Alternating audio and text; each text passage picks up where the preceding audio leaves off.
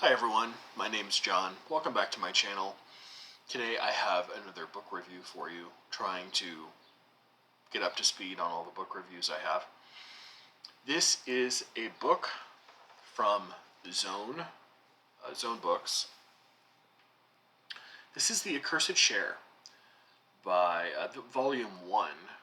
Is there translated by Robert Hurley, and this is what is the... Did I not say something there? Oh, the author's name. Georges Bataille is the author. You might know Bataille from some of the fiction that he wrote. He wrote kind of in the transgressive mode of fiction, but he also did a lot of philosophy and some sociology around the middle of the 20th century. And this is probably his most famous piece of nonfiction. And I just wanted to talk about it. As I'll talk about at the very end of the review, this is not the entire book.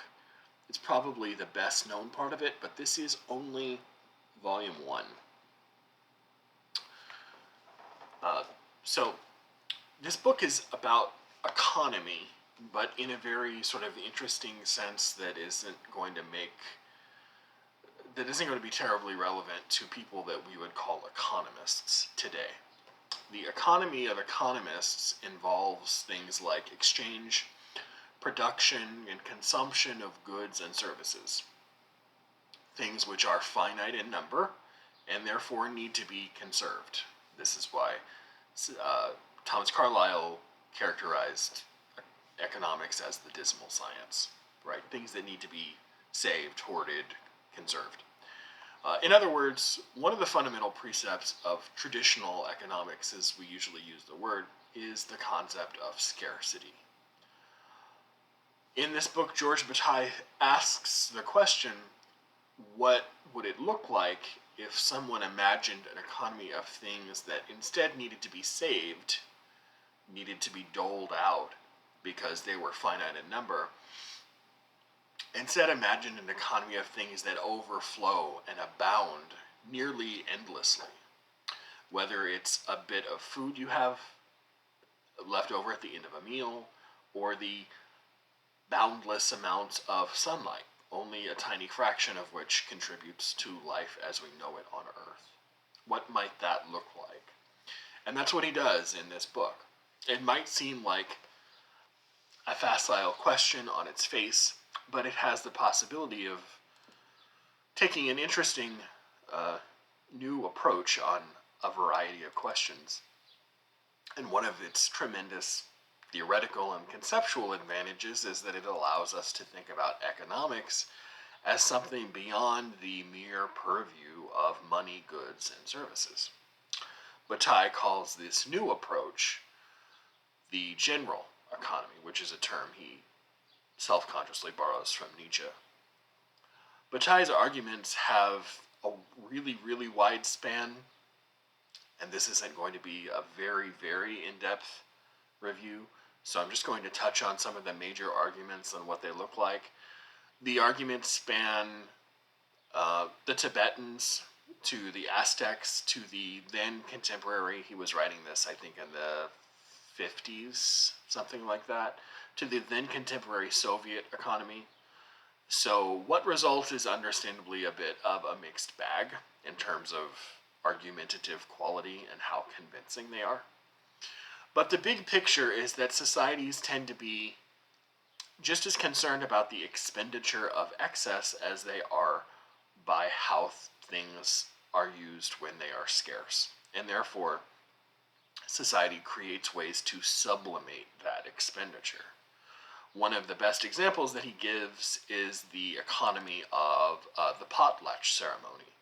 Together, another explanation is his explanation. Another explanation of that is how he talks about human sacrifice, how that's another way of sublimating this sort of extra bit of stuff that we have. To quote him, the victim, and he's talking about human sacrifice here, the victim is a surplus taken from the mass of useful wealth. and he can only be withdrawn from it in order to be consumed profitlessly, and therefore utterly destroyed. Once chosen, he is the accursed share, destined for violent consumption. But the curse tears him away from the order of things. It gives him a recognizable figure, which now radiates intimacy, anguish, and the profundity of living things.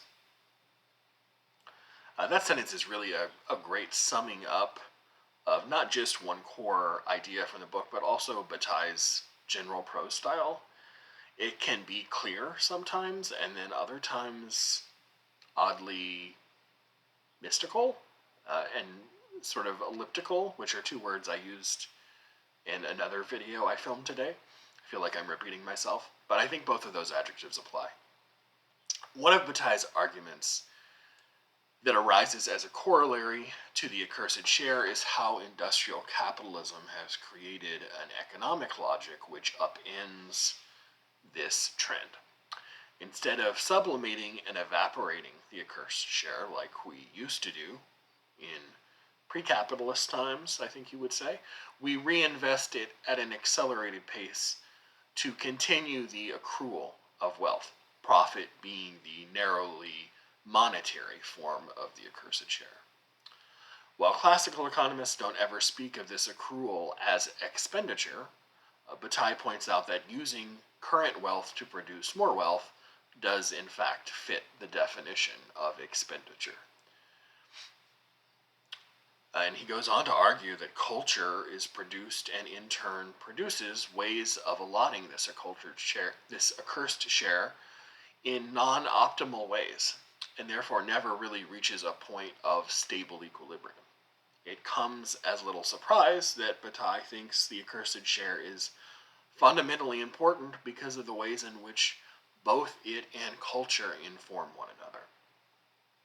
Other accoutrements of culture, including music, literature, and the visual arts, are the result of leisure time, another accursed share, right? And therefore play an integral role in cultural construction of meaning. So clearly you can use Bataille's notion of the general economy to analyze nearly anything. And he does so in the second and third parts of the book, which look specifically at sex and political philosophy, of all things. Specifically, the second part there looks at the idea of sovereignty, which is what the book is called. So, like I said at the top of the review, The Accursed Share appeared in 3 volumes. Volume 1, I think, was published during his lifetime. The other 2 were published after he died. This is volume 1. Princeton also publishes volume 2 and 3 in another book in one book. So volume 1 gets its own book. Volume 2 and 3 are put together in a single book. And like I said, they cover eroticism and political sovereignty. And if I ever get to read those, we'll see if that ever happens. I do have the book, but I will report back and sort of link them up with what this book has to say. I will see you next time. Bye.